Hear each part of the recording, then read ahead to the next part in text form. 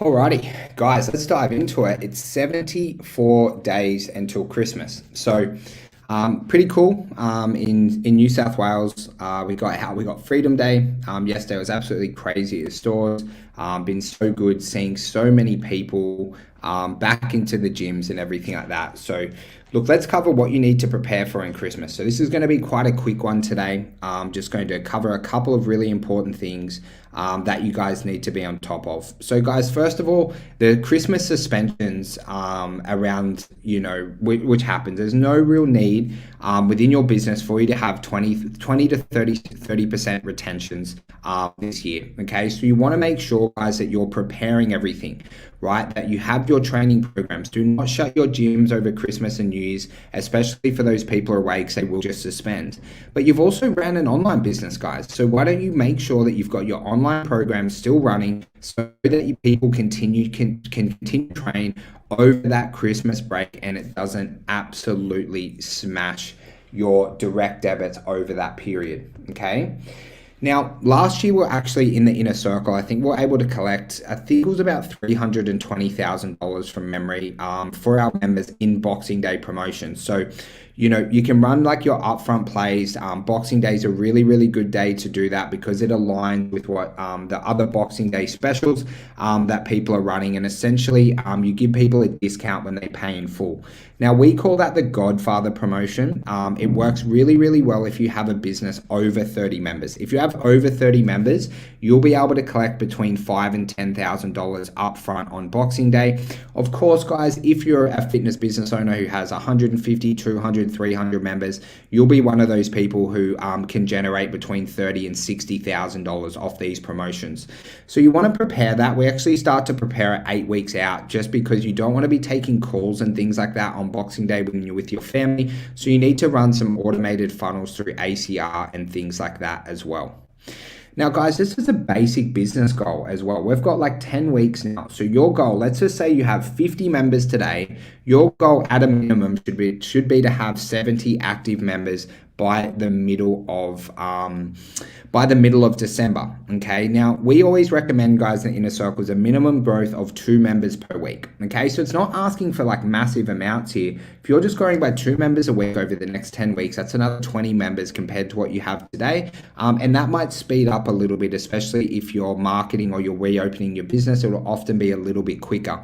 But just make sure you have that business goal. I really like a business goal of plus 2 members every week. Makes everything nice and simple and seamless. Of course, you can go faster than that 100%, but I think at a minimum, setting a goal of 2 members per week is what everyone should be aiming at towards the end of the year. And guys, make sure you reach out to your staff if you have any staff. Make sure that you reach out to them so you know what they're doing over the Christmas period. Okay, when they're off work, if they're going away and things like that. You just want to be really, really well prepared. Okay. What we used to do is make sure that we have our rosters and our timetables planned by early November, so we could let our clients know what's happening and also the trainers know what was happening in our gyms during the Christmas period. We would just run 4 to 5 classes each morning and then nothing of the evening, because obviously everyone's having time off work and things like that during that time, so that they're able to come in the mornings, get their training done, and then enjoy their days. Now, guys, you should have your Christmas party booked and planned already. Whether you're doing like a big event or an in the gym or a small event, just make sure that you've got everything prepped and prepared. Okay, so depending where you're at in terms of your budgets, we had like really big Christmas parties where people would pay like $150 for a ticket. Some of our best Christmas parties were just like free events, workouts, and things like that. But make sure you've got something very special for your community planned. We used to actually do our Christmas parties in November or January, because December is usually pretty jam-packed for everyone with work events and things like that as well. So just make sure you've got optimal timing for that. And then I want you to map when you're having a break. Okay, when are you going to have that 1, 2, 3 week period off? I can only share with you what I did. I used to have a break from like the end of January deep into February. The reason for that was because January was like a really, really mad rush, right? We really wanted to get on top of it, especially if you start to launch your ads pretty much as of New Year's Day. So then we would kind of get through that rush, and then I would have a break around Australia Day going into early February. But you want to make sure that you have your break planned, okay? You need to have that 1 to 2 week period off. You need to tell your partners, your family, and just making sure that over the next couple of weeks, you've really, really mapped that out. And I think everyone should have a week to 2 weeks, maybe 3 weeks off, because it's been a pretty crazy 18 month to recharge for a really big year.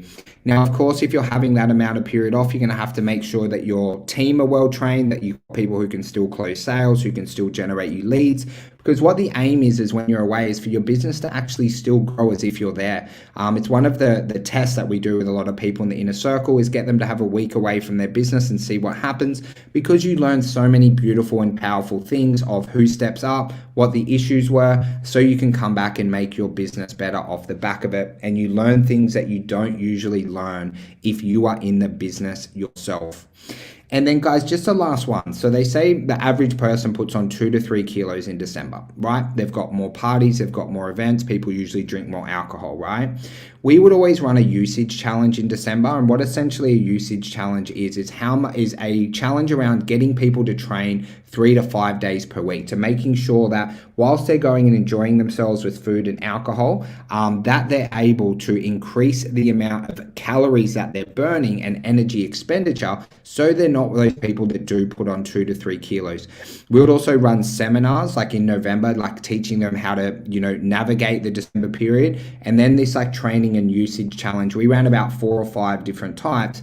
But what you're looking for in that period, like from December to early Jan, is making sure they're keeping their training intensity as normal or maybe a little bit higher in case they are eating some extra calories. And we also had like special meal plans around the December, January period that we taught them for those people who wanted to indulge with, with extra food and alcohol and things like that. We taught them like a little bit about fasting and calorie management and things like that. So guys, I just want to make sure that everyone's really, really well prepared coming into the December, January period. Like January is an amazing time to grow your fitness business, okay? If you have the right challenges, the right marketing plan, you can add a lot of members with that New Year's rush. But you want to just make sure that you might have to re-watch or re-listen to this so that you've got everything prepared so that you make the most of December and January. And guys, just remember, in December, you can still grow your fitness business. I don't want you to go into December thinking that people don't join up or buy gym memberships in December. 100% they do, right? You've just got to make sure, right, that you're really still being active with your marketing, because it's a little bit of a common belief that is not true, that people don't buy in December. They do, and they do in bunches as well. So guys, I hope that added a bit of value. It's a little bit different today, a little bit on planning. If you have any questions, please just reach out to me anytime. Just want to make sure that you guys are incredibly well planned coming into the December, January period.